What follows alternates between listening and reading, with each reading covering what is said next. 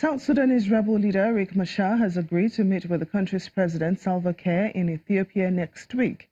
Spokesperson for Riek Machar, who is under house arrest in South Africa, confirmed that he had accepted Ethiopian Prime Minister Abiy Ahmed's invitation to Addis Ababa on the 20th of June. The invitation added that the meeting would go a long way in building confidence in the peace process. If this meeting goes ahead as planned, it will be the first time former Vice President and President Salva Kiir have met since the last peace agreement fell apart in August 2016. So let's get more on the story from a South Sudan journalist, Philip Deng. Thanks for joining us on the program. Philip, what is the South Sudanese government saying about the invitation extended to Riek Machar by the Ethiopian Prime Minister to hold peace talks in Addis Ababa? The South Sudan government has said in the beginning, when this talk was proposed by IGAD, that they had no problem to meet the President Riek Machar anywhere. And at this point, when news broke last evening of invitation being extended to Riek Machar by the Ethiopian Prime Minister, the government has not said it is rejecting the invitation because they are ready. The government says it is ready to talk with them. So how optimistic are you that the talks, which will be led by East African Bloc IGAD, will be fruitful this time around? I think most of the media will be skeptical about the outcome of any talk, because since the conflict started in 2013, these talks have been neglecting, and this is the fifth year now without success. So, it's important that the leaders will meet, but whether the outcome will be fruitful is another question altogether. They have not been fruitful for the last 5 years.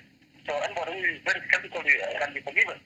However, they have not been talking for the last 2 years, and so it's good to give them another time to see what happens next. But to be optimistic will be trying too much.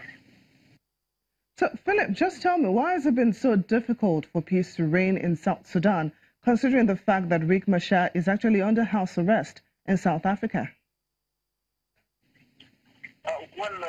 It's not about individual leader. It's about the people who are divided and then align with leaders in front of them. So the absence of the rebel leader was not actually a big deal for the fighters who are spread over South Sudan.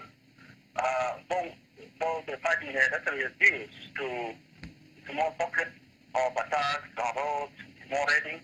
There is no huge fighting, capturing of town for the last 3 years, and that is not necessarily the end of war because there was attacks. Because the constituency that the leader of the conservatives was not convinced that the government is inclusive. So it absent as a person was not significant because the fighters were not convinced to join the government either. Now, earlier this year, President Salva Kiir says Riek Machar should return home and that he'll guarantee his safety. How trustworthy is this promise, Philip? Well, it depends on the two leaders, whether they have the trust among themselves to surrender your security to the other folks, because we know that when Riek Machar was in Juba in 2016, there was a fight around day one, and according to Salva Kiir, the president said that he kept Riek Machar from being killed after his body was upstairs. So, but that did not stop the fighting. When Riek Machar was returned to his base, the fighting continued and he fled the town. So, if there is such guarantee from the president, it will actually get naturalized only and only if the opposition accepts to return Juba, and if the president is going to live by his promises and restore a sustainable peace in the country. South Sudanese journalist Philip Deng, thank you so much for joining us on the program. In other news, the government of the Central African Republic says the acquittal and release of former DR Congo Vice President Jean-Pierre Bemba is a failure of international justice. Mr. Bemba was released from prison in Belgium yesterday after being acquitted of war crimes committed in the CAR in 2002 to 2003 by the International Criminal Court. Meanwhile, the ICC is to launch an assistance fund for victims of the militia once run by the former DRC vice president. The announcement of the $1.2 million fund comes after the release of Mr. Bemba, whose conviction on war crimes charges was overturned by the court. The ICC maintains that there was no political agenda or conspiracy behind the former warlord's release. Meanwhile, human rights group Amnesty International has called for more prosecution for those who committed crimes in the Central African Republic following the ICC's ruling on Jean-Pierre Bemba. Head of the International Justice Team, Solomon Sako, says there should be investigations and prosecutions brought to others to ensure justice for those crimes. He added that victims of the 2002 to 2003 campaign and the CAR will be hugely disappointed, but the fight will go on. The underlying fact is that there must be investigations and prosecutions for these crimes. This may indeed be through command responsibility, it may be direct perpetrators, it may be those who ordered the commission of these crimes.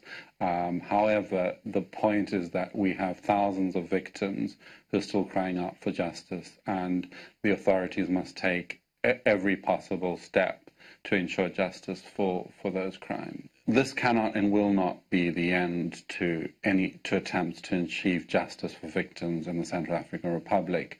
There must be investigations and prosecutions in the Central African Republic, and we will continue to call for the Office of the Prosecutor at the International Criminal Court to continue with investigations and prosecutions to bring those responsible for these atrocities to justice. And I believe that victims who have already suffered a huge amount will be hugely disappointed, but the fight will go on.